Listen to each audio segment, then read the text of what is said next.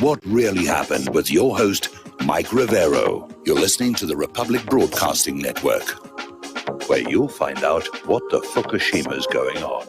And welcome to our show today. It is Wednesday, December 16th, 2020, middle of the weekday, hump day, starting that long, slow glide down to Powhatan on Friday, and more insanity coming down the chute that we're going to have to deal with here. It's actually snowing here in Santa Claus, Indiana. The weather guessers missed that one. So we'll see what's going to happen with that. Mike is in our control room, twiddling the dials, keeping us out of trouble. And we're, as usual, we're going to do news until we run out of news.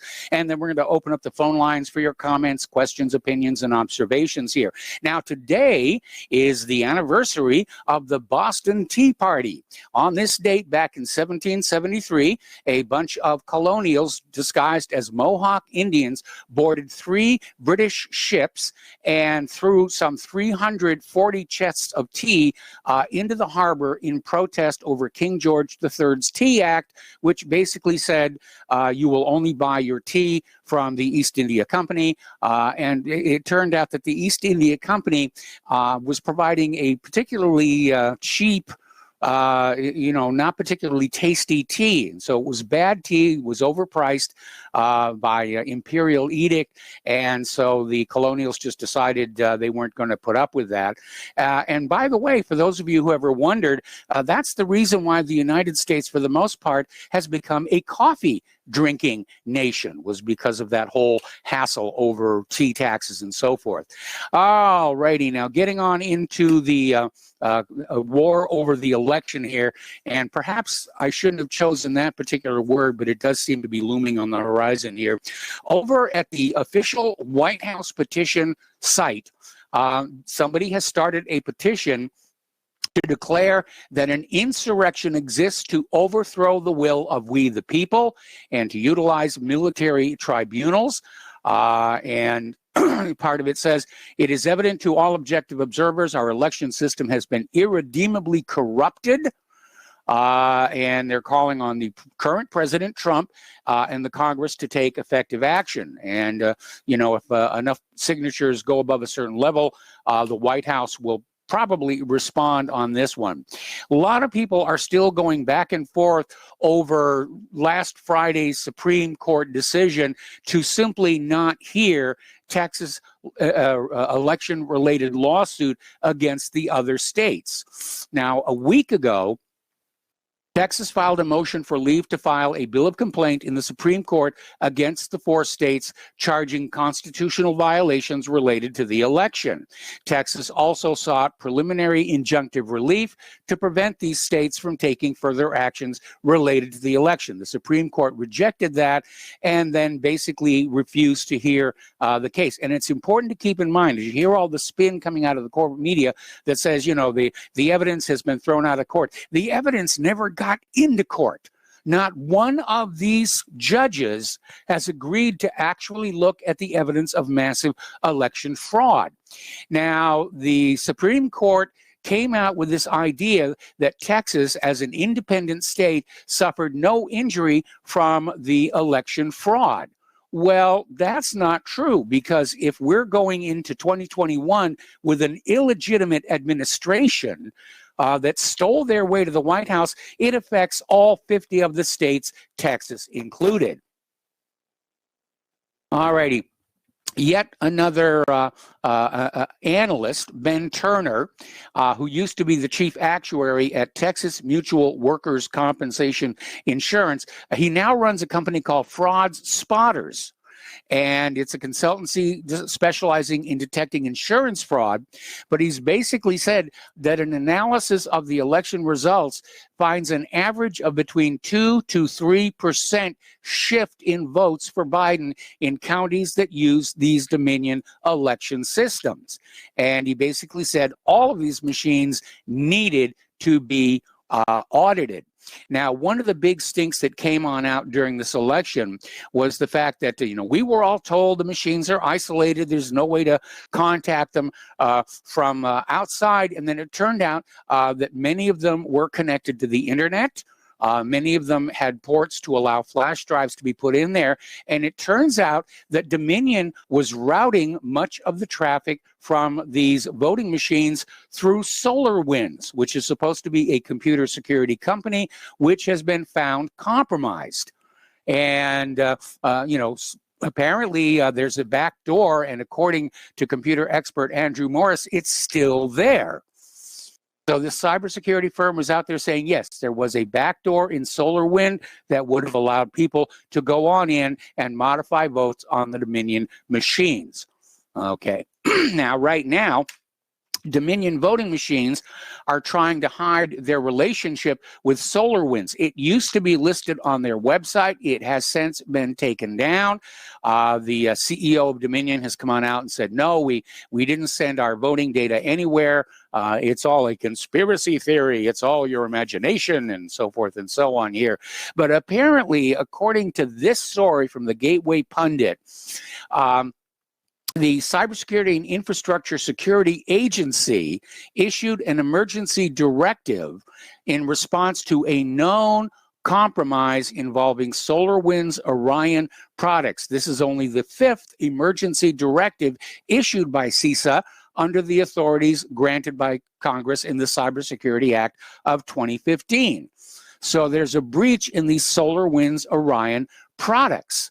And the emergency directive is saying all federal civilian agencies need to review their networks for indications of compromise and disconnect or power down SolarWinds Orion products immediately. It's a major, major breach, and it has a definite impact on how the election was being counted here. Over in Clark County, Nevada, apparently a study there, they're able to get hold of some of these sequestered machines, basically showed that Dominion machines kicked out about 70% of the ballots, which allowed human operators, many of them liberals, to simply decide what was intended by the voter. And that's where a lot of the fraud was taking place. Now, up in Michigan, as you know, they had an audit of the Dominion machines by a forensics expert, and Michigan Attorney Matthew DeParno is pointing to this forensics report, which was released Monday, saying it's explosive, and basically said this report demonstrates Dominion voting machines are designed to intentionally corrupt the election process. Now, this diagnostic report was conducted for DeParno and his client by Texas-based Allied Security Operations Group, LLC. And that report concluded that Antrim County's election results should not have been certified, and the Dominion system should not be used in the state. Well, if they found fraud there in that one county, it's probably statewide. If it's statewide, it's probably nationwide. And that was a big part of how this was all being done. And apparently the Michigan legislatures are starting to, the committees rather, are starting to subpoena election evidence from Detroit and nearby suburb. And of course, Detroit is the one part of Michigan that went to Joe Biden. It's obviously a huge population center. The rest of the state went for Trump. And so now the Michigan legislature is saying we need to look at what was going on over there. Now, Sidney Powell is working on a RICO case, racketeer, influence, corrupt organizations working on a RICO case against both Dominion and Smartmatic. Now, remember, it came on out. Smartmatic is using software provided by Dominion. So we'll see what that's going to happen. Meanwhile, Smartmatic is going on the defensive. They have sent legal notices to 3 conservative news networks, Fox News, OAN, and Newsmax, saying that the networks conducted a campaign that defamed Smartmatic and undermined a legitimately conducted election. So they're threatening lawsuits unless conservative media shuts up about the issue of election fraud. So I'm smelling panic and fear in the air. And this is a very reckless thing for Smartmatic to have done, because if this goes into court, Okay, these three conservative news networks will be, in their own defense, allowed to present before the judge all of the evidence of election fraud. It will finally be in a court of law in the legal record. And of course, we've seen all these judges, including the Supreme Court, they are absolutely desperate not to let the evidence appear in a court of law, and Smartmatic may have just opened the door for them. So anyway, out in Arizona, they are also issuing subpoenas. They are doing a forensic audit in Maricopa County, where a lot of fraud is, well, there's already been a lot of people coming forward and saying there was fraud in Maricopa County here. And there's an op-ed that came out of Hannity.com basically talking about how down in Georgia, they discovered unsigned absentee ballots, and they were caught on video. Now, ballots have to be signed, even absentee ones. If they're not signed, they shouldn't be counted, and yet apparently these were as part of that whole situation where the phony plumbing leak, they closed down, they sent the observers home, and then they pulled out these other boxes and suitcases of ballots, ran them through the machine multiple times, apparently unaware of the security cameras up there in the ceilings, which, you know, caught them red-handed here. Now, this is where the fear is really becoming obvious here.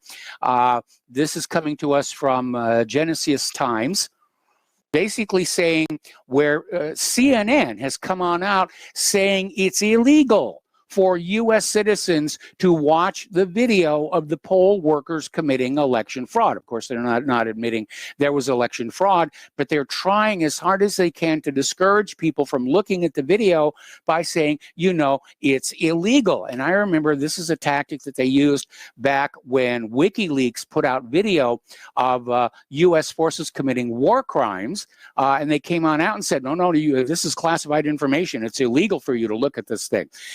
And apparently CNN and Facebook's fact checkers have assured us there is nothing illegal going on in the video.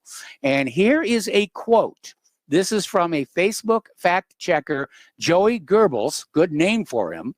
And he said it in an interview with the Genesis Times.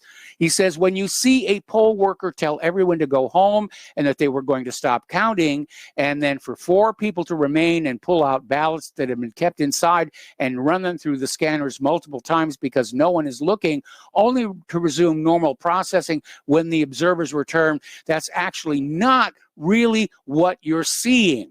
This is all normal, and there is no fraud here. This guy actually came on out and described what happened and said, no, this is all perfectly normal here. It's just, you know, it's a conspiracy theory. It's your imagination that this stuff was happening here.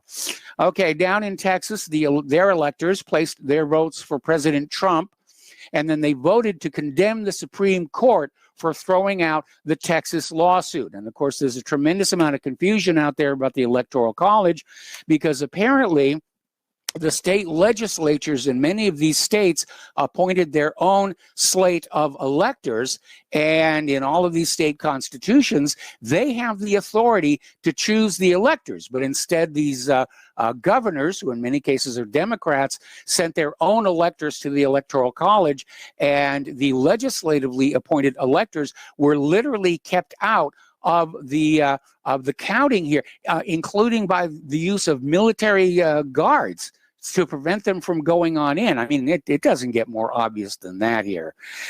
Again, Nevada, they're subpoenaing the Department of Motor Vehicles, and they discovered that thousands of non-citizens voted. That is not supposed to happen. And it is just absolutely impossible to say that this was an honest and fair election. It wasn't. This was a, grand theft election is what we're looking at here. And apparently Attorney Lynn Wood is out there saying this election is the climax of the battle between freedom and communism, between good and evil. It certainly seems to be shaping up that way. Linwood is also saying that Trump is going to clean things up, and if Trump somehow manages to pull off a miracle and remain the president of the United States of America, I'm going to hold him to that promise. I'm going to be there in Washington, D.C., which I've never visited, by the way, and I'm going to be pounding on that door on the White House saying, clean up this election system now, okay, so that nobody else has to go through what Trump just went through. And it's just an ugly situation, and it may get uglier because apparently Virginia gubernatorial candidate and Republican state senator Amanda Chase is saying that Trump should declare martial law while he's continuing his challenge to this election. And I'm very, very worried about this kind of talk, but I'm hearing and seeing more and more of it. Now, earlier in the week, Senate Majority Leader Mitch McConnell basically started warning Republicans not to challenge the electoral vote when it's presented to Congress officially next month. And it provoked a tremendous backlash from the Senate Republicans and even from Donald Trump, who said it's too soon to give up on this election. And Trump is out there saying the Republican Party has to learn how to fight. People are angry. He's certainly correct about that. I'm seeing it and hearing it everywhere that I go. Now, here's a little bit of flashback. Apparently, not too long ago, Mitch McConnell killed a voting security act that would have hammered Dominion. And it turns out that he received thousands of dollars in campaign donations from Dominion's lobbyists. So McConnell was bought and paid for, but then again, aren't they all? Interestingly enough, back in 2007, Joe Biden was concerned about manipulated voting machines and called for the return to paper ballots. And, you know, my goodness, how he has changed now that Dominion stole the election for him. Getting on to other news not connected to the election here. This is coming out of the Gateway Pundit. Apparently, documents released by the Ukrainian General Prosecutor's Office revealed that millions of dollars were funneled to Hunter Biden and the John Kerry family. And also apparently Devin Archer. The money was just pouring on out of there. And so they're all bought and paid for. Now, over in the blacksphere.net, they're talking about this massive investigation into Biden's corruption. And they have this really neat saying inside the article saying, if one buzzard is circling, something might be dead. But if 10 buzzards are circling, something is dead. And for the Biden family, there are 10 buzzards circling. Actually, it's more like 50. It's just coming on out here. It entangles Kamala Harris. And that raises an interesting possibility because all of a sudden, the same corporate media that was telling us that the Biden corruption case and Hunter's laptop were all Russian disinformation, now they're covering the story, you know, of the investigation into his corruption here. And Kamala Harris is now tangled up in it. I mean, talk about a nightmare scenario. If Joe Biden and Kamala Harris were forced to resign from the presidency and vice presidency together, guess who gets the Oval Office? Nancy Pelosi. So think about that one for a while and try and get some sleep tonight here. Grassley was out there on the floor saying that Hunter and James Biden essentially served as agents of the communist government. And they certainly did here. And Representative Jim Jordan and Mike Huckabee are both out there asking, is Hunter Biden a national security concern? And of course, yes, he is blackmailable, not just with the money coming from China and Ukraine, but with all the videos from his laptop And if Hunter Biden can be blackmailed, that is definitely a crowbar to open the door of the White House. We're going to take a break for commercials, and we'll be right back. Welcome back to our show here. And again, a friendly reminder that Republic Broadcasting Network is in the middle of a perpetual fundraiser. And we've all been good little boys and girls all year. So please take a moment to put a little something in Republic's Christmas stocking. The postal address where you can send a check, money order, or if you prefer anonymity cash, is Republic Broadcasting Network, 2251 Double Creek Drive, number 302, Round Rock, Texas, 78664. The phone number where you can make a credit or debit card donation is 800-724-2719, extension 3. The network thanks you. I thank you too. I mean, to everybody who's already donated, definitely thank you. And I'm going to make sure you're on Santa's nice list for Christmas here. All righty, getting on back to the political news here. Apparently, President Trump, consulting with his chief of staff, Mark Meadows, White House counsel Pat Cipollone, is talking about a special prosecutor to investigate Hunter Biden's corruption. And, he's the president. He has the right to do that. And again, I noticed that as much as they're talking about the Ukraine and China and everything, it's like those videos that were on the laptop are the third rail of American politics. I mean, it is some seriously sick stuff there. It's all over the foreign media, just not here in the United States of America. We're behind the Great Silicon Wall, apparently. All right, the other day, Joe Biden was having a press conference and kept coughing. He had this coughing fit. He said, maybe I've got a little bit of a cold. His voice was very hoarse. And it's led a lot of people on social media to speculate that Joe Biden may actually be ill, that he could have COVID-19 or he could have something else as well. Getting on over to the Swalwell scandal, and this is one that's not getting a lot of coverage on the corporate media here, but apparently 17 House Republicans are urging Nancy Pelosi to remove Swalwell from the Intelligence Committee, and apparently there's a push to have him expelled completely from the Congress. He's definitely compromised. Probably a lot of people got compromised from what appears to be a very sophisticated Chinese espionage operation involving a lot of honey traps here. Now, Patrick Birney, who's the former CEO of Overstock.com, claims that he was involved in a bribe for Hillary Clinton, that he was approached by some individuals who said, we need to get some money for Hillary, and somehow or other it was routed through Overstock and laundered in order to get it to her. So we'll see what, if anything, comes out of that. All righty, a senior staffer to Joe Biden went on a verbal attack against Republican lawmakers in an interview published earlier today, labeling all Republicans as a bunch of suckers. And that's not exactly what she said, but you can get the gist of what she really meant here. And so much for Biden's call for unity when his staffers are talking like that.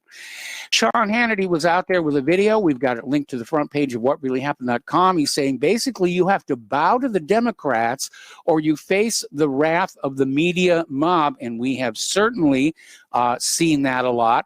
Hannity went on to say that the corporate media can't be bothered to cover the Swalwell story. Now, with all the bashing of China that's been going on, I'm kind of wondering what's going on there, where they think this one is simply too hot to touch here. Now, Kayleigh McEnany came on out with a comment where Trump is not accepting the results of the Electoral College, and with good reason. The whole thing has just been, crooked from the beginning here. But apparently she had a press conference where she lashed out at the media for their failure to cover the Hunter Biden scandal. And CNN's Jim Acosta basically shouted out a question accusing her of disinformation. They're still trying to cover for Hunter Biden. And at that point, Kayleigh McEnany had enough and walked out. And frankly, I think she was right to do that. Now, speaking of stories that are too hot to touch, and they all seem to be about sex here, apparently the major cable networks, along with CBS, NBC, and ABC, are all silent about the sexual harassment allegations against Cuomo. This surfaced earlier this week, and apparently Congress is saying there does need to be an investigation there as well. But again, the corporate media is still out there trying to decide for you what you should know and what you should not know. And of course, that's mind control, because mind control isn't weird rays or chemicals in the water or anything like that. You control the mind by controlling what it knows. And that's what the networks are doing. Okay, I'll take another break for commercials, and we'll be right back. Welcome back to our show here, and it's time to talk about COVID-19. The fear-mongering is going on apace, and I have to wonder if they're really hammering be afraid of COVID as a distraction from what was the most rigged election in United States history.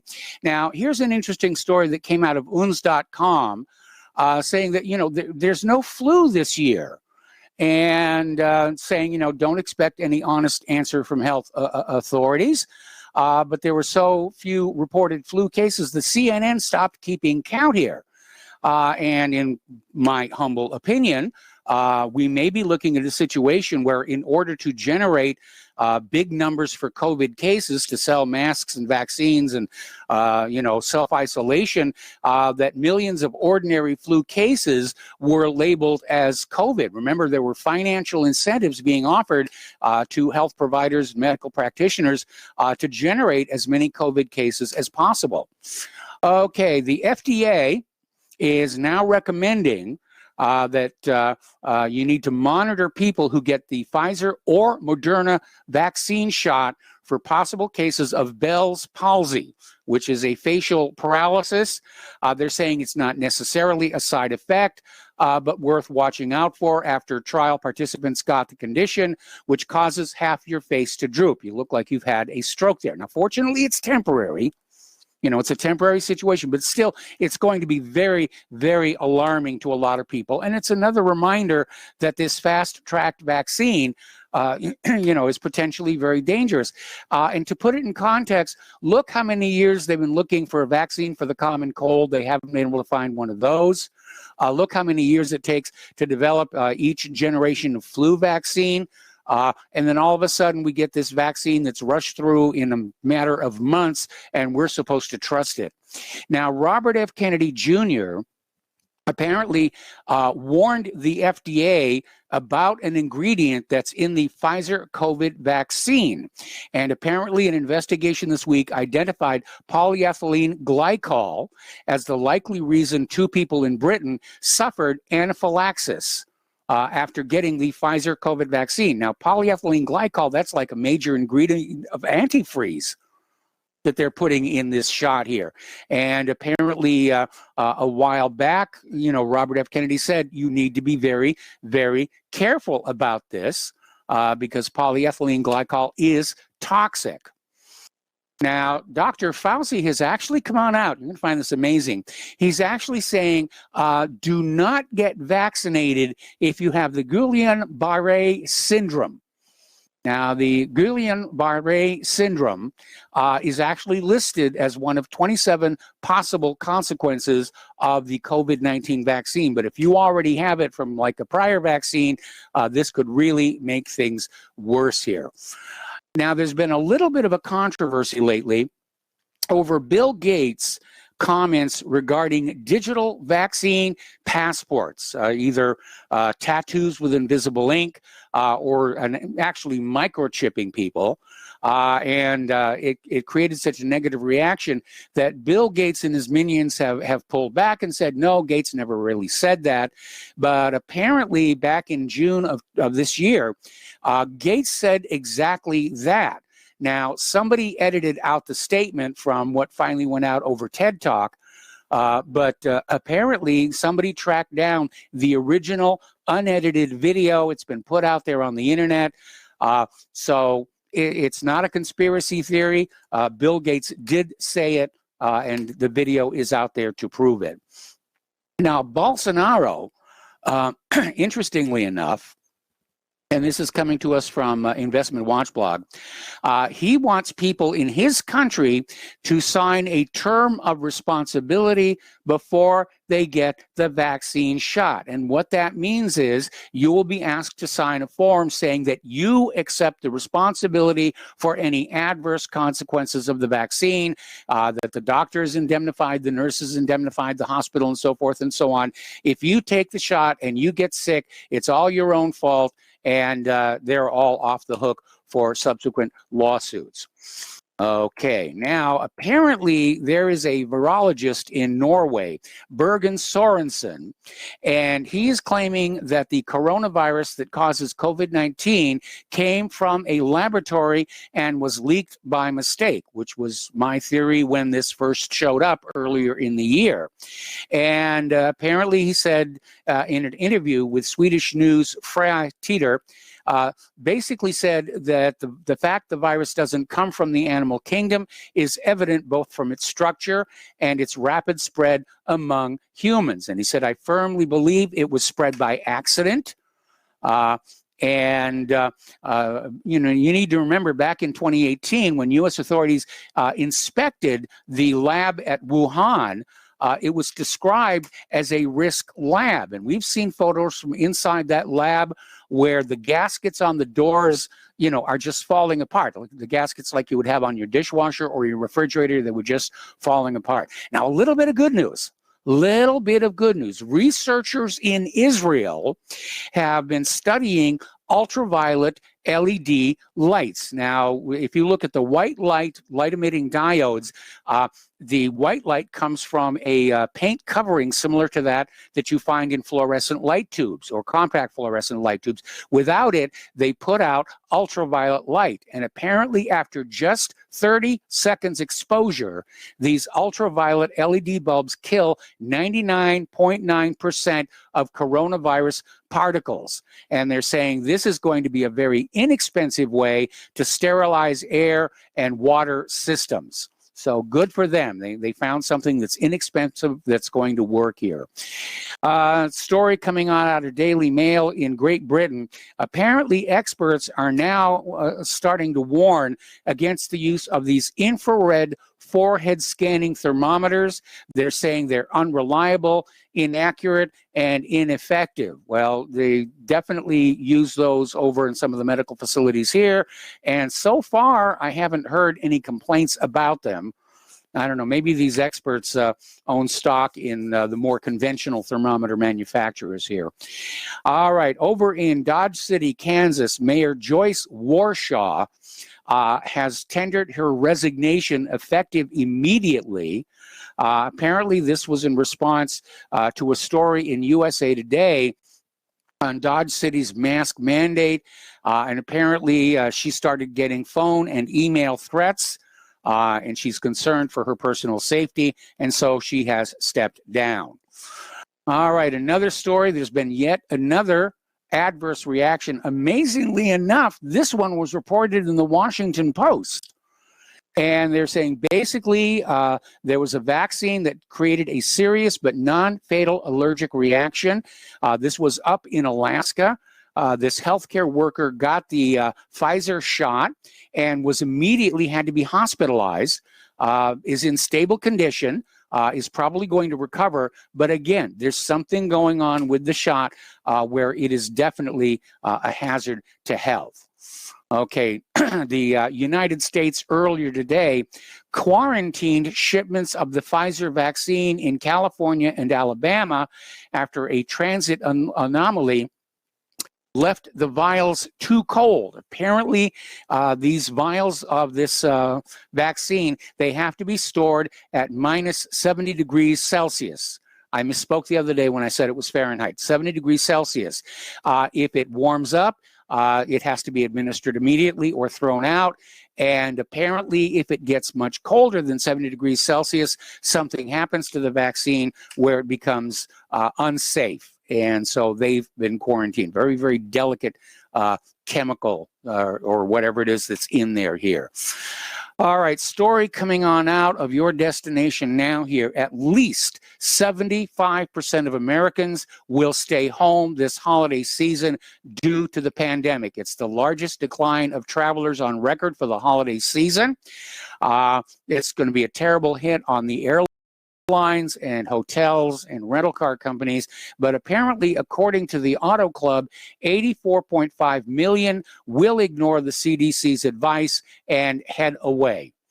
So I think that's probably, we're going to see that happening a lot here. Apparently, according to Thasta.com, more people are getting COVID-19 twice, which suggests the immunity fades very quickly in some people. Now, the big question is the immunity you supposedly get from the vaccines likely to fade just as quickly here?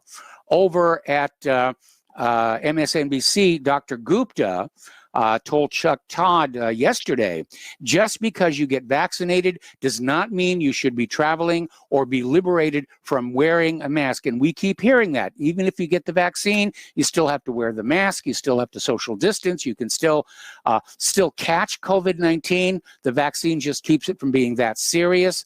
Sounds like a pretty worthless vaccine to me. And if you look at the cost-benefit ratio, you know, the potential cost in terms of all of these 27 adverse reactions the FDA has listed versus a benefit that says, well, if you get COVID, you won't get quite as sick, but you still can get COVID and you can be infectious. I don't know. I'm not seeing a whole heck of a lot of benefit there that justifies the risk. Governor Cuomo, when he's not busy dealing with sexual harassment charges, is saying that New York may be heading toward a second full shutdown right after the first of the year, with all of the attendant economic damage as well. Now, out in California, in Ventura, there's a very famous restaurant there called, Nick the Greek's, and apparently he is refusing the order to close from the Ventura County Health Care Agency. And the confrontation between him and the healthcare agency was caught on video. That has gone viral all over the internet as well. Okay, now if you want to know how bad things are, here in the United States of America, or actually anywhere where the vaccine is going on, believe it or not, the UN aid agency UNICEF is now setting up a feeding program to feed British children, because they're saying now the COVID's impact on their economy is basically rivaling that of World War II. And so they're having to send food aid to British children. That's how bad this thing, all of these lockdowns. We're seeing suicides are up. We're seeing depression is up. Alcoholism is up. The damage from the lockdowns seems to me to be considerably worse than the damage from the COVID virus itself. But it's all part of this scare campaign to get you to wear masks, not talk to each other, and let somebody stick a needle into your arm. And frankly, I don't care if I'm not allowed to travel on planes or stay in hotels anymore, I'm not getting that jab. And a lot of people who are saying they're considering getting the jab say they want to wait a few months to see what's going to happen. And we can count on our corporate media to downplay the adverse reactions that we're definitely going to be seeing. I mean, look how long it took for them to finally pull the plug on the 1976 mandated swine flu vaccine.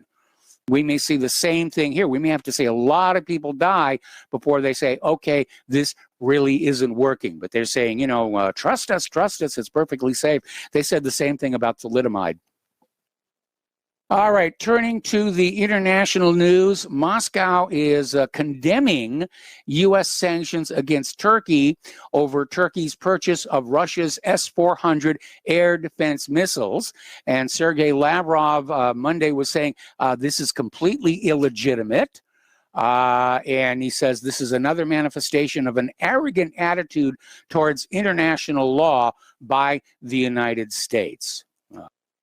Now, the other day, I misspoke when I said Western Sahara was going to be added to Sudan as part of their deal for normalization of relations with Israel. They got taken off the state sponsor of terror list as their reward. It's actually Morocco that is getting the Western Sahara as a reward for recognizing Israel. And I can imagine the people in Western Sahara are probably not all that thrilled about that. Meanwhile, Iraq is going to sue the United States over the use of depleted uranium weapons because they have triggered an epidemic of cancers, serious birth defects, Iraq is going to file the case in Swedish and German courts over these appalling crimes. Now, when depleted uranium, and for those of you who don't understand, depleted uranium is what's left over when you make the stuff that goes into warheads. And you can't make bombs out of it, but it is still radioactive. And when it's a solid piece of metal, it can sort of be handled safely, although I knew somebody who was in the Air Force loading depleted uranium munitions who came down with cancer as well. That's an aside. The problem is when depleted uranium munitions are used, they vaporize on impact and put this radioactive dust into the air, and it mixes with the soil. And when the wind blows, everybody is breathing this stuff in. And so Iraq is going to sue for all of this horrible, horrible radiation-induced damage caused by the United States. Now, Israel yesterday is basically saying that Israel is ready to cooperate in the future in the field of missile defense with Gulf states that lie close to Iran. They want to deploy joint missile systems to the Persian Gulf. Everybody's getting ready for a major war over there. Meanwhile, speaking of Iran, apparently they've been caught using a disguised tanker to export Venezuelan oil. And apparently what they've been doing, as you know, there's a tracking system that is on all of these ships. And apparently they have been changing the name of the ship to vessels that have already been scrapped, which nobody ever checks if that's the real name of the ship, but apparently Iran has been doing that, and up until now, getting away with that. Meanwhile, Rouhani has announced that Iran will rejoin the nuclear deal within an hour of the U.S. signing on. They're responding to the comments made by Joe Biden that he wants to rejoin the P5+1 deal. Iran is saying, fine, we'll go along with it. We'll rejoin the nuclear deal and scale all of our nuclear activities back to the limits imposed by the P5+1 deal. So that looks like, that's probably going to be a very good thing because, Iran was never after nuclear weapons anyway. All right, we're going to go ahead and open the phone line, area code 512-248-8252. And we will be right back. And welcome back to our show here. A little bit more news. The phone lines are loading up, so we're going to start taking phone calls here in a minute. NATO Secretary General Jens Stoltenberg is basically upset in the situation where you have two NATO allies imposing sanctions on each other. And he is very concerned that the NATO alliance could actually shatter. And I'm not sure if that would really be a bad thing because it's less about defense and more about offense in other countries. Okay, we're going to take a phone call now from Steve in West Virginia. Hello, Steve. Welcome to the show. What's on your mind? Yeah, hi, Mike. Yesterday you had Paul called in, and he was trying to make an argument how China's communism isn't oppressive and yada, yada, yada. Anyways, I just want to point out that China, the societal part of it is communistic, but the economy is mercantilistic, and yes. it's like a quasi-mercantilistic, capitalistic. So it's not totally communistic in the system. And the other thing I'd want to say is, about the oppressive part of it, China implies currency controls on its own citizens. So its citizens' wealth get reduced if they decide to devalue their currency. So that's the most oppressive thing there is. In the United States, well, I mean, if they print... Yeah, look how the Federal Reserve is devaluing the dollar with all this overprinting. I mean, I think the Canadian dollar is like 78 U.S. cents, which is like, one of the highest rates it's been in recent memory. But, Mike, I can take my money and I can go buy rubles if I believe that they're going to go up against the dollar. In China, you can't do that. They have strict currency controls on their citizens, and they can't even buy real estate here in the United States anymore. So, well, that I don't think came from China. I think that came from the United States. I mean, there was a story that came through the other day about some 100-plus acres down in Texas, right along the Mexico border, that is owned by a Chinese company. Well, that may be true in certain where there's national security involved, but like if you look at a lot of the housing market in San Jose and the Silicon Valley, a lot of those houses were bought and they're dormant because Chinese people bought them just to preserve their wealth, their purchasing power and wealth. They didn't buy them to live in them. They bought them because the houses were going up in value and the Chinese yuan was going down in value, so they were losing their purchasing power in China. So that's why they bought them. And like I said, if I know the dollar is going to go down and they're going to print a lot of money, I can go buy gold or silver. I can buy the Russian ruble or whatever currency I believe is going to go up against the dollar. You can't do that in China. So China is very oppressive.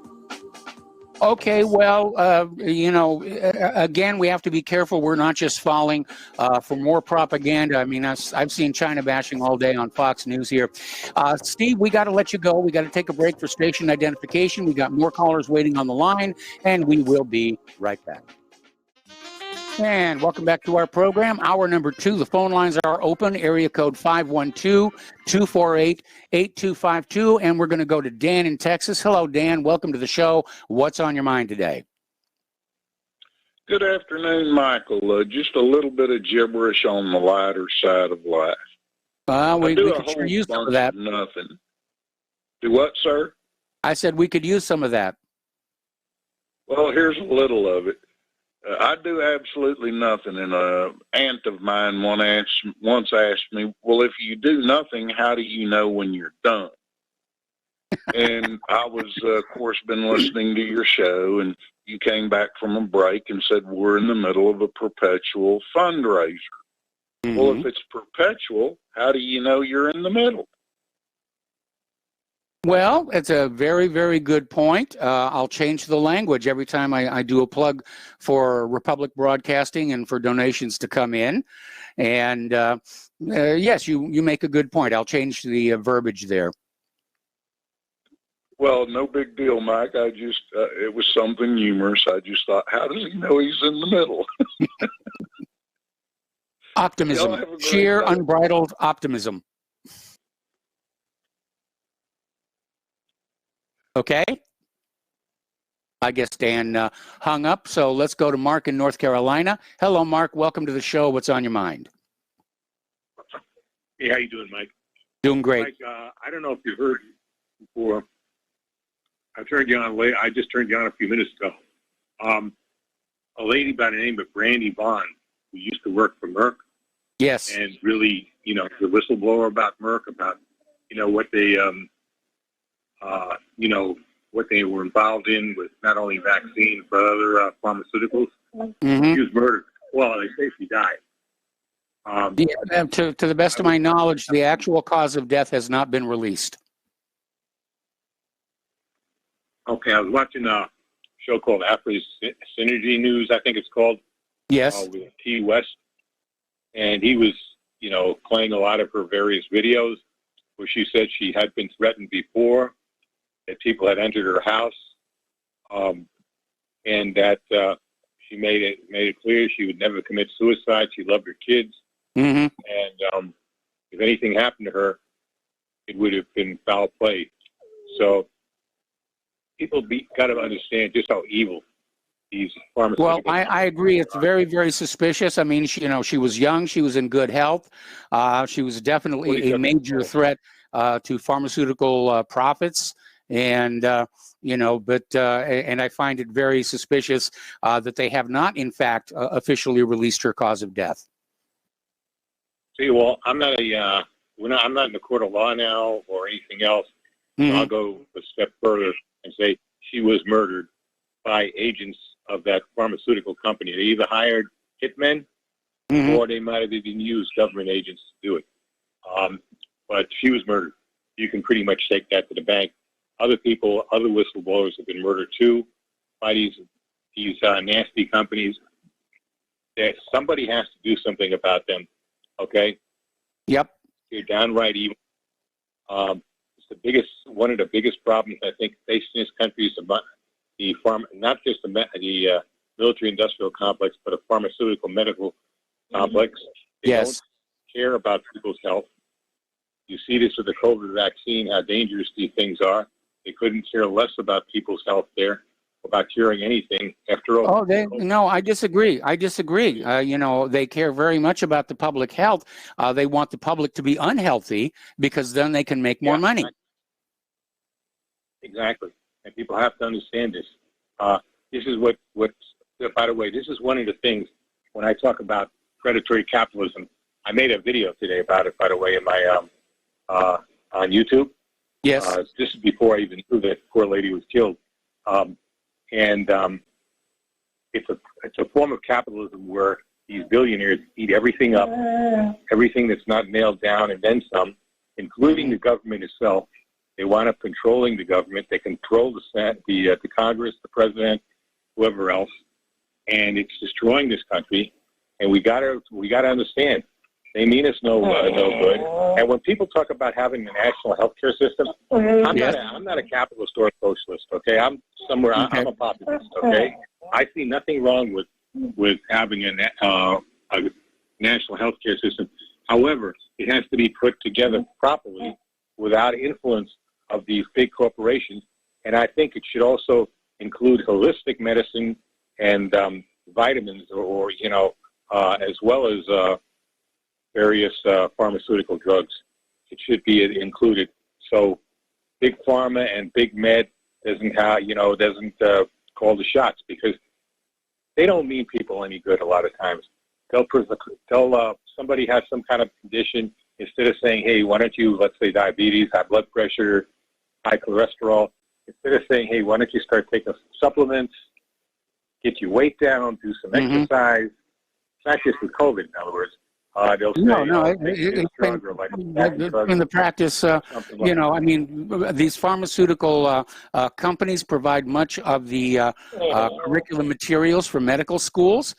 So doctors are literally brought up through medical school thinking about, what from the pharmaceutical industry can I use to treat XY condition? And they're not taught really much about nutrition or alternative methods of healing. They're there to push product, and it is a scam here. I'm getting a sense that you have some company there next to the phone. Oh, that's just my dogs.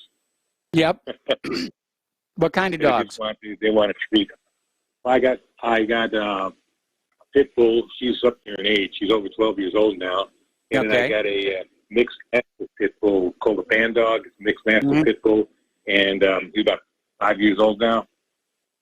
Well, great dogs.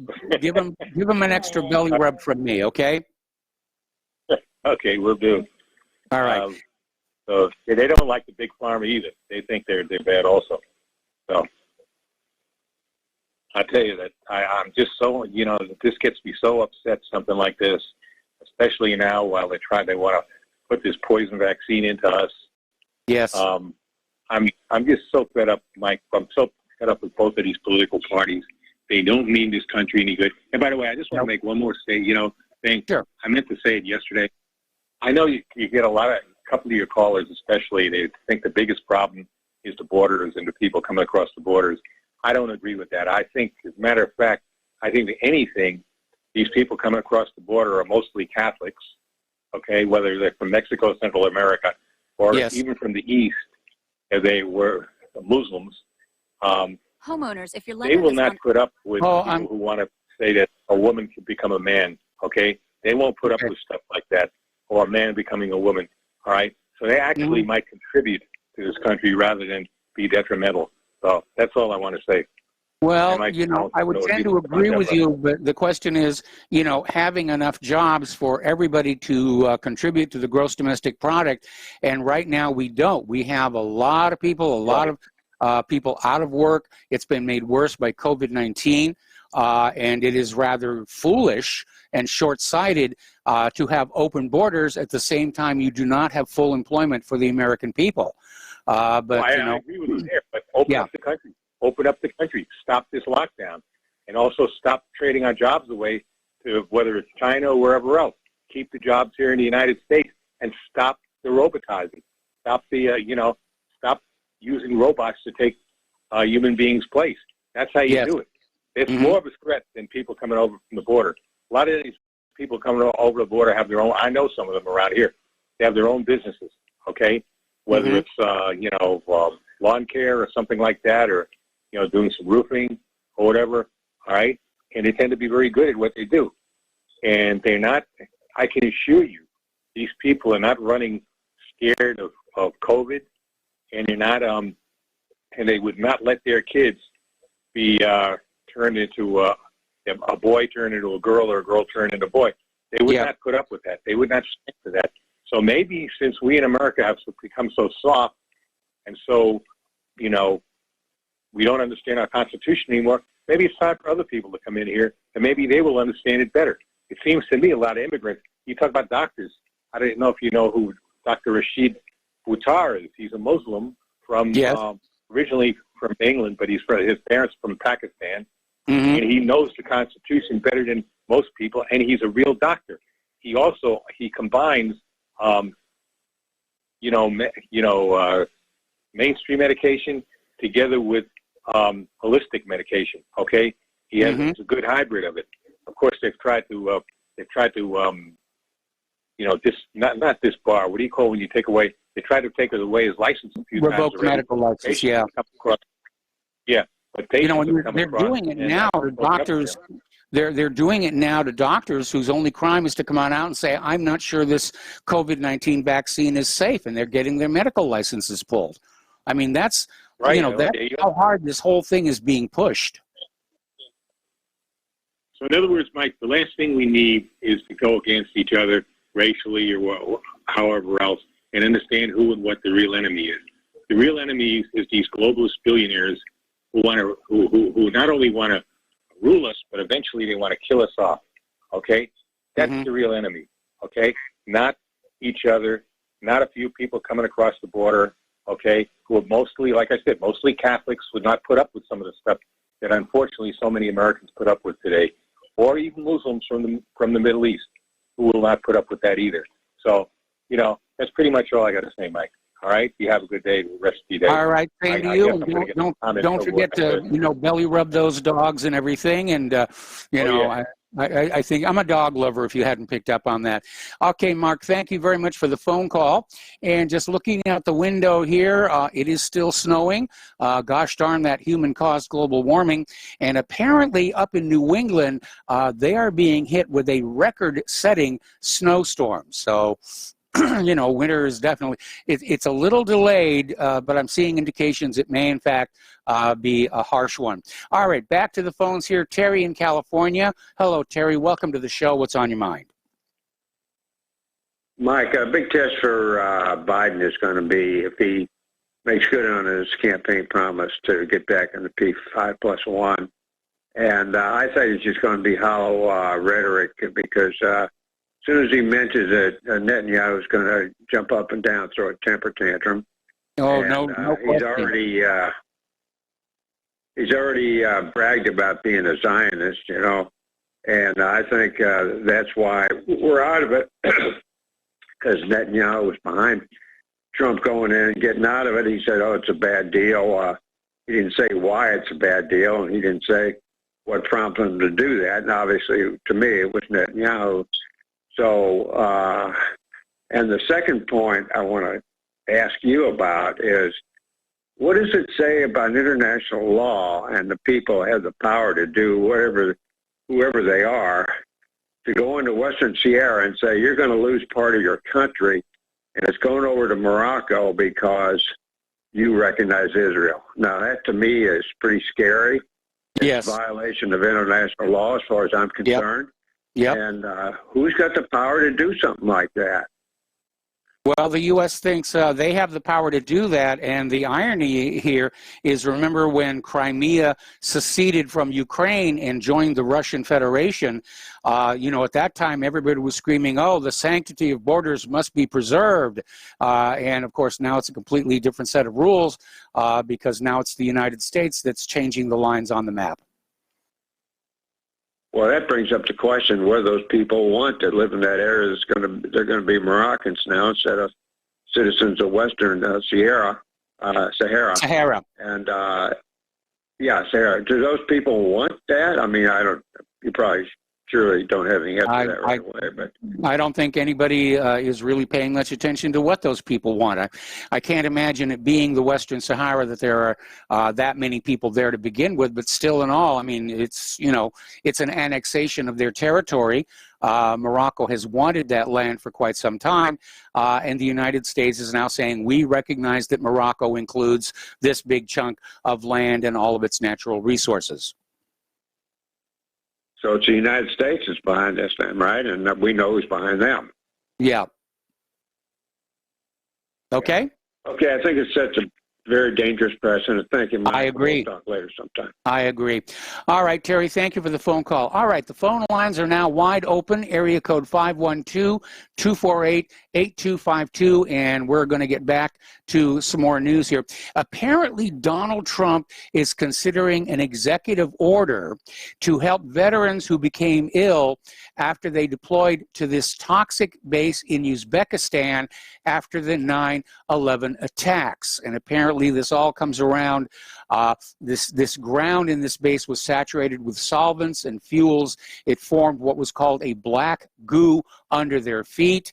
And a year ago, McClatchy exclusively reported on the illnesses now facing these veterans who've had very, difficult times getting the Department of Veterans Affairs to recognize and cover their medical costs. And if you remember when the war in Iraq first cranked up, they had something called Gulf War Syndrome, which appeared to be caused by some of the experimental vaccines that were being used on the troops there, particularly an additive called squalene.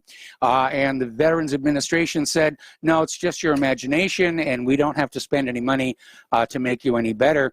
Kind of reminds me, going way back in history, during the Nevada nuclear tests, they wanted to do a test to see how quickly an Army unit could exploit a breach in the enemy lines created by a tactical nuclear weapon. So they got all these soldiers in these trenches out in the desert. They all gave them sunglasses. That was the only protection they were given, were sunglasses. They set off the bomb. These soldiers rushed into the aftermath of it. And, of course, they all came down with leukemia and cancer and everything. And the VA basically denied taking care of them as well. So for those of you thinking about a potential military career, first of all, your timing really sucks. And second of all, you need to really understand how the government treats military people. They'll spend a lot of money teaching you how to kill and get rid of the enemy and blow stuff up, but they really won't take care of you once you're no longer useful. Okay, now, interestingly enough, there's been some back and forth. We're going to talk about the economy here. There's been some back and forth regarding the coming COVID stimulus bill, and every day for a week we have been hearing we're on the verge of it, we're on the verge of it. Yesterday we were reporting on how the current incarnation of the COVID stimulus bill does not include stimulus checks for ordinary Americans, that the money was in fact going to defense contractors and various things like that. Well, as of today, apparently the stimulus checks for the American people are back in the deal, but it's still being held up by Nancy Pelosi. who is still out there demanding all kinds of money for liberal agenda items and for bailing out all of these liberal cities and states that have liberalized themselves into a serious financial mess. Okay, pardon me. Over in San Francisco, their Unified School District is going to rename the Abraham Lincoln High School because they're saying black lives didn't matter to Abraham Lincoln. I think somebody over there in San Francisco needs to reread the Emancipation Proclamation. And again, the real goal here is to erase our history so we don't have a foundation to remind us of who we're supposed to be.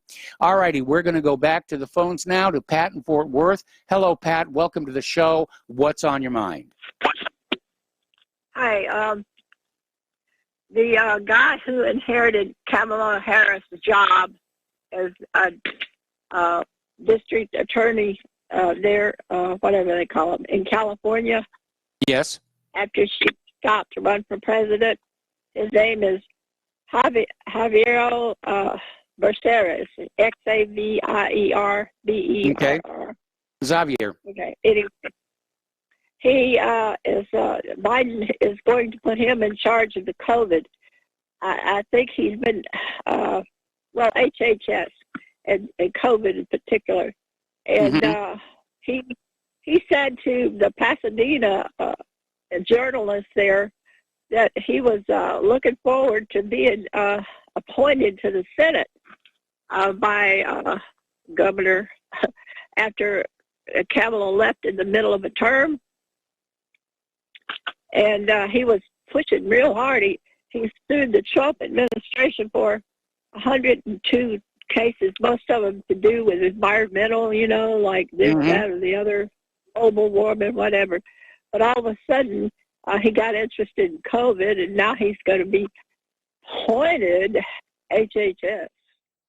But apparently over at the Vatican, they put up a nativity scene that has drawn a huge controversy, condemnation, if you will. And apparently one critic wondered aloud if the Pope is just trolling Christianity. Another described it as a meth addict's garage sale. And it's ugly. I'm sorry. I know I'm not a religious person here, but just looking at it, it's hideous. It really is. Now, every year the Vatican has a different nativity scene. They certainly have the money to do that. And usually they're donated by towns or artists. And apparently, they decided they were just going to go with this one. And it's not being received very well by the masses, as it were here. Okay, over in France, Macron wants to add climate change goals to the French Constitution via a referendum. Now, I am not familiar with French constitutional law, but apparently Macron thinks he can get away with this thing.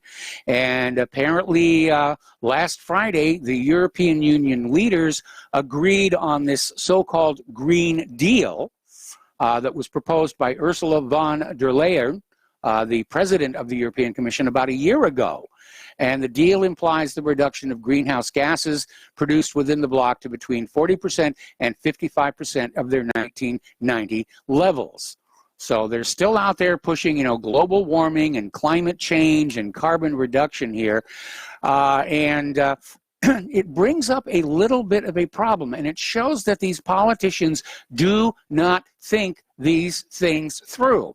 Because the push is on for everybody to be in an electric car. They've even passed a law in California that some years down the road, all new cars have to be electric. No more gasoline cars, which, it's okay. I like the idea of electric cars. When we were shopping for our current car, I looked at some electric vehicles. Unfortunately, we couldn't afford them.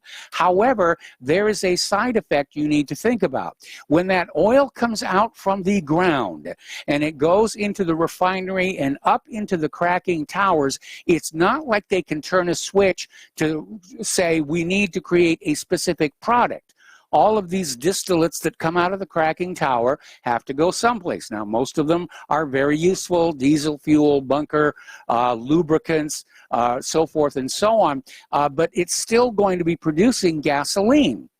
And they're not going to be able to run the refineries without producing all kinds of surplus gasoline. What are they going to do with it? Burn it? So they really didn't think this all the way through. You know, if what are we going to do? Start piling it up the way Fukushima is piling up the radioactive waste? It's amazing. Anyway, pardon me. Apparently on Monday, and I saw this trying to go to YouTube here, all services from Alphabet Incorporated were down all across the globe.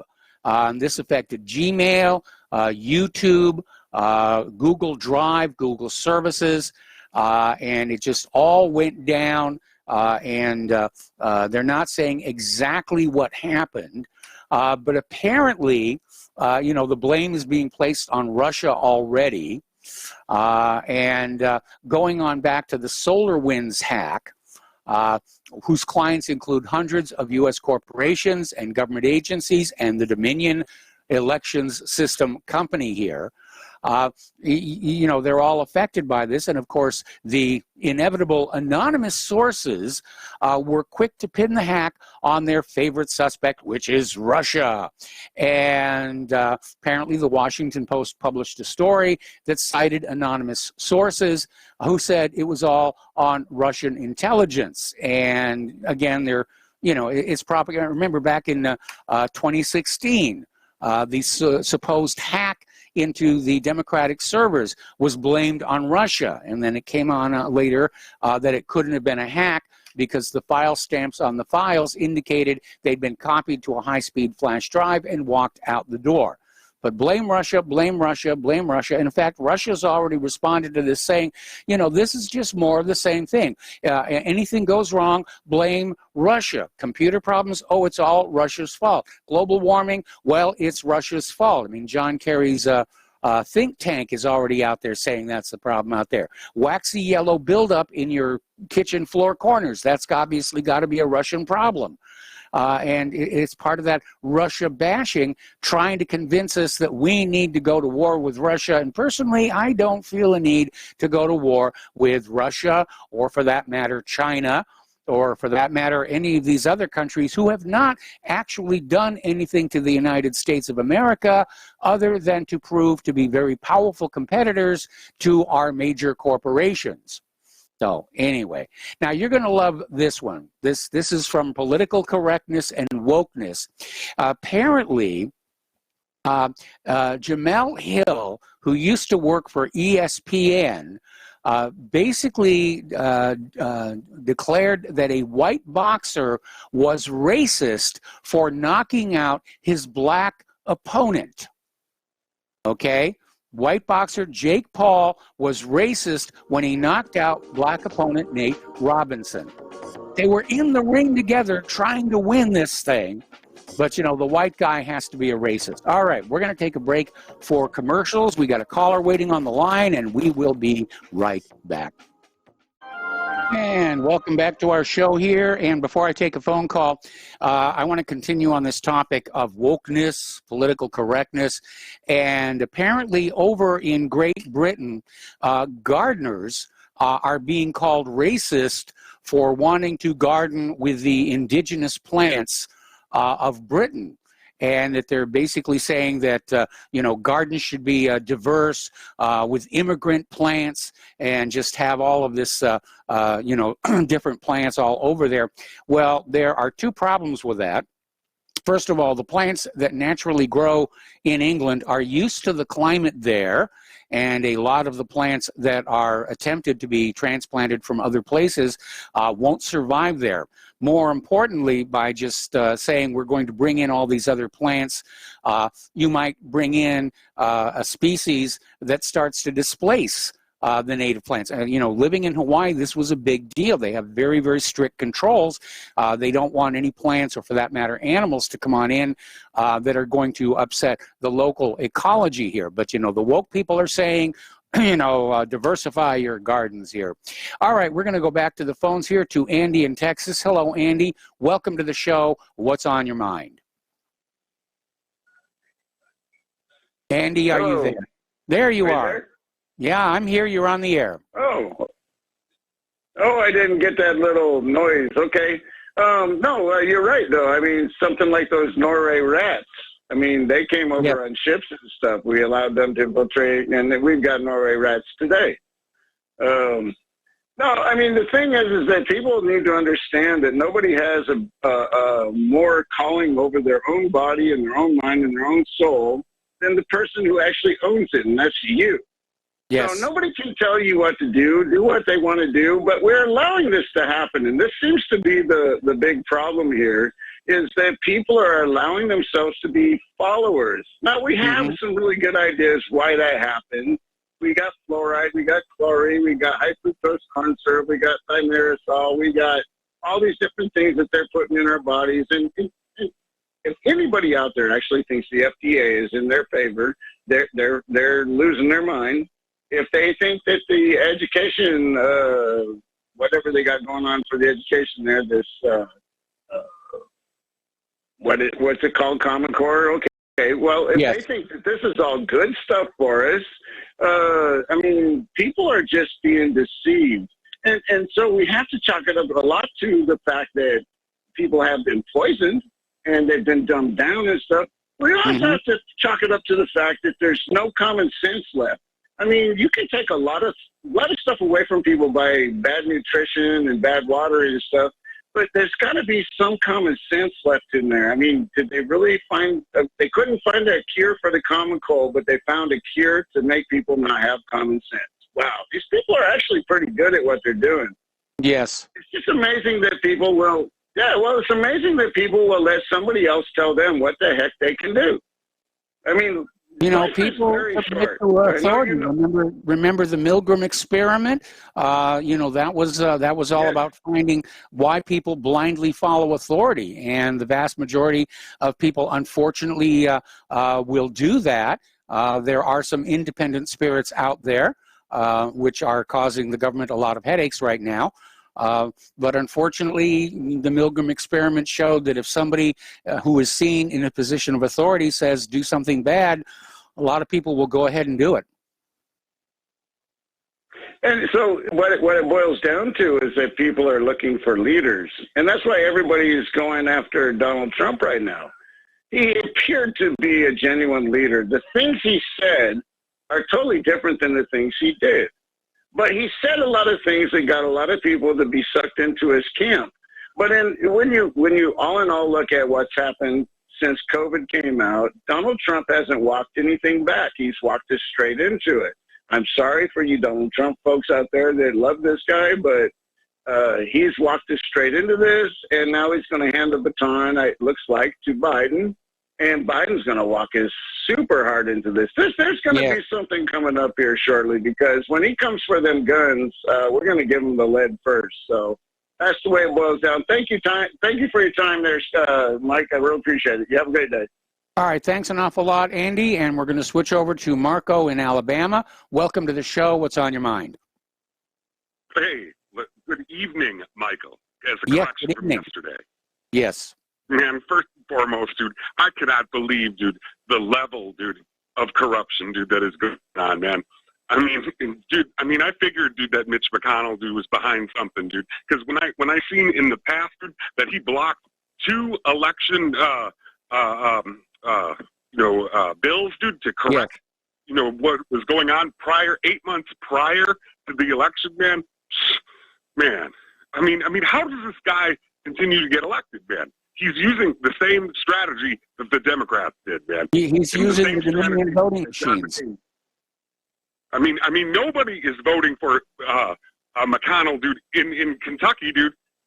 Based out of just keeping Republican loyalty in Kentucky. That's the only reason how he's making it. You know, or his elections are just as rigged as the one we just saw for the president. I don't think election fraud is confined to the presidential election. I think it exists pretty much at all levels of our political spectrum. Well, we had clues of this already. I mean, the Kentucky election was rigged. No, yes. The Kentucky election was rigged. And Millie Weaver exposed it, and nobody, really paid her any mind or anything like that, dude, because she's just a appendage of Alex Jones and all that stuff. Man, dude, Alex Jones, dude, has been the real deal the last freaking, 5-6 years, and all that stuff. Now everybody got the whole Y2K thing wrong and all that stuff, man, and I don't even care. And all that stuff, dude, because right now, where is your political leaders, dude, going out in the streets, dude, and confronting, any of these people, man? Dude, Jones confronts all of these politicians, dude. And if there's anything, after this media destroys itself, and there's no more Fox News, and there's no more CNN, and all that stuff, dude, there's only going to be Alex Jones left, InfoWars, RBN, RSBN, all of these little underground, places, dude. We're going to be the only thing that's surviving. We're going to be the only thing that's surviving. Well, I hope you're right. I certainly hope you're right. I'm expecting the Biden administration, I'm expecting the Biden administration to try and shut down independent media because, they want to go back to being able to lie. Yeah, I think they want armed patriots standing in front of the RBN broadcasting area, dude, allowing you to be able to broadcast. This isn't going to happen. We are not going to let these people take us like this and all that stuff, man. I mean, yeah, dude, it looks like it's happening. It's because the media psyop is to demoralize us. I'm not demoralized. I hate these people, and I want to see them get crushed. I told you yesterday, I want to see liberalism defeated. I want to see social justice defeated. I want the biggest hope, dude, that I could have hoped for from a Donald Trump presidency, dude, is to sit here and crush all these skinny jean-wearing feminine men, dude, and just ostracize them into submission. Where they sit here and actually get out and learn how to be a man, learn how to tie a knot, learn how to do any of this stuff. I'm tired of this gayness and all that stuff that's going on in this country. Yeah, I'm bringing that word back, gay, and all that stuff, man, because that's what these people are. Other than that, sir, I love you, man. You're the greatest. You're the greatest, Mike. You're a hidden resource, and I pump you on Parler all the time. Oh, well, thank you very much for that. I appreciate it. Anything else? Oh, I guess he hung up. Okay. All right. Our phone lines are wide open. Area code 512-248-8252. Getting on back to the news, we're talking about science and environment issues here. You've probably heard a ways back of the development of what was called a solar road. And this was basically a road that doubled as a solar panel to generate electricity, without having to have all these solar panels hanging overhead and taking up all kinds of space. They were saying, well, the roads are already out there. Let's just replace them with these solar panels and it'll all be well. Well, apparently it did not work out very well. After spending millions of taxpayer dollars, there are some of these roads were built in France. And first of all, when they're covered with dead leaves, they don't produce much electricity at all. And apparently, because of the traffic always going over them, they're not resilient. They're breaking apart. So it's like the windmills that everybody was all hot and bothered for, and they started falling apart after just 5 years.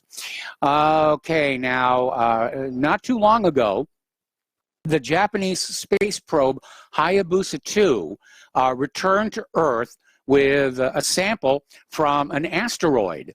The capsule landed in the Australian outback on December 6th, was collected by Japanese space program experts, and they have a sample of the asteroid Ryugu, and they found a black sand-like dust and apparently detected outgassing within the sample. So they really found some interesting things there, and so good for them. Now, all it's going to take is for somebody to discover on the asteroids or on the moon that there is something really valuable that should be mined, and you're going to see the commercialization of space really take off. Now, unfortunately, I'm thinking the Biden administration is going to be cutting NASA's budget because they need more funding for drag queen story hours and such things out there. But think about the history of aviation, beginning with, well, I'd say the Wright brothers, but actually a guy named Whitehurst actually had a powered flyer before they did. And for a while, it was just inventors and tinkerers putting together these aircraft. And then all of a sudden, somebody got a commercial passenger carrying plane going, and aviation exploded. Of course, a couple of world wars helped on that as well. But it really took off to be the giant that it is today. And I think we're at that point right now where we have SpaceX is out there doing some really, really good work. And as soon as they can find a way to make space travel turn a profit, we are definitely going to be seeing an explosion of space travel. Meanwhile, China's Chang'e 5 lunar probe finally got back to Earth, carrying the first lunar samples collected in more than 45 years. And we'll see what it is they get from that. Well, good for them. They're doing some good work over there in China. All righty, we have another caller waiting on the line. This is Mark in New York. Hello, Mark. Welcome to the show. What's on your mind? Hey, Mike. It's good to talk to you again. Thanks for having me on the show. Okay. Oh, great. I just wanted to call because over the weekend, again, social media, I got to say, my fellow New Yorkers here are a little rough. You know, when they're the biggest complainers about, the pandemic, and when you try to talk sense and give them some links to, like, say, Sweden or in New York, I'm just getting a lot of rude, nasty comments about, what a jerk and worse. And I'm looking at it, and I'm just saying, and then you think about, I saw some, a graph for Sweden. It was like 50 people per million. They have 10 million people. Seems like, that's 500. I think that's per day. I'm not sure. But I have to look more into the death toll. But it didn't seem as bad, and they weren't overrun as bad as people were saying. It seemed they were getting hit, but not as bad, and they've been doing great all along. And then I looked, Heritage had something interesting about New York and New Jersey and the Northeast, how they're hit hard, really hard, compared to the rest of the country. I left it and said, this is ridiculous, but I left that one chat where everybody was getting it up on me, just saying, maybe the country, the U.S., should have some compassion for, say, Jersey and New York. But New York should also have some compassion for the rest of the country. And that's why is New York and New Jersey 3 times as much in deaths in this COVID as the rest of the country? Well, probably because they're so crowded together. I mean, and again, I think a lot of these COVID cases are just the ordinary flu. And it's just being pounded on for propaganda purposes. But one thing you need to remember about all these chat rooms that are out there, public relations firms exist that do nothing but load up chat rooms with shills who will go on in there and attack anybody that is daring to question the orthodoxy. And that includes right now those who question the safety of vaccines, particularly the COVID-19 vaccine, people who are out there saying that this election was crooked. And these public relations firms, they make huge amounts of money. And public relations is another name for lying for profit. It was a public relations firm, Hill and Knowlton, that concocted that whole phony nurse thing about the Iraqis were stealing incubators and leaving babies to die on the floor. And it was a complete fake. It was a complete media fake to sell the Iraq war to the American people. And those companies are still doing a land office business, and you just need to be aware of that. Yeah. And I noticed in just New York, a simple look, besides Cuomo not managing, also the mayor, de Blasio, not managing well, these New Yorkers had to get yelled at when the first thing they were walking in the parks, going through. I see them around here. When it first started, they didn't give a damn about it, and nobody's going to stop them from going out. And they had to get yelled at, and they still meet. You still hear about the people getting busted, but they got to affect the whole country's got to be locked down because people are freaking out in these two states and up in Massachusetts. And the counties here, Queens, they're also, they were mismanaged. The hospitals, they couldn't put aside enough room in Queens or the Bronx and also New York City, so they had nowhere to put them. And from what I heard is that they've had money, federal funds, to prepare for the worst, and they chose not to. They chose not to put aside any time. On top of that, the mass transit, they didn't think about it. And if you think the speeches Ralph Fauci said, hey, the pandemic's coming. And it wasn't recent, it was years ago, over the past couple of years. Yes. Both the Michael Gates. So why aren't they at least getting together and saying, hey, what if it comes? Let's put it in. So they blew it there. Yeah, they did. Really, and they vote for guys like Cuomo, who's a ridiculous. Well, there's a lot of brainwashing going on here. A lot of people, unfortunately, still trust the corporate media. That definitely needs to change. Mark, I'm going to let you go here. We've got to take a break for commercials. Back with the last segment of our program after these two words. Welcome back to our show. Last segment of our program on this hump day. We're talking about China's accomplishments there out in space. And apparently they are doing very well in the field of nuclear fusion. And there's sort of been a race among several world powers to try and develop nuclear fusion as an energy source to get away from the toxic side effects and potential meltdowns that you see with fission reactions. And nuclear fusion, if it can be made to work, there are many advantages toward it. And apparently they have built a new test reactor, which is considerably smaller, I might add, than the existing tokamaks. But they're definitely working toward that.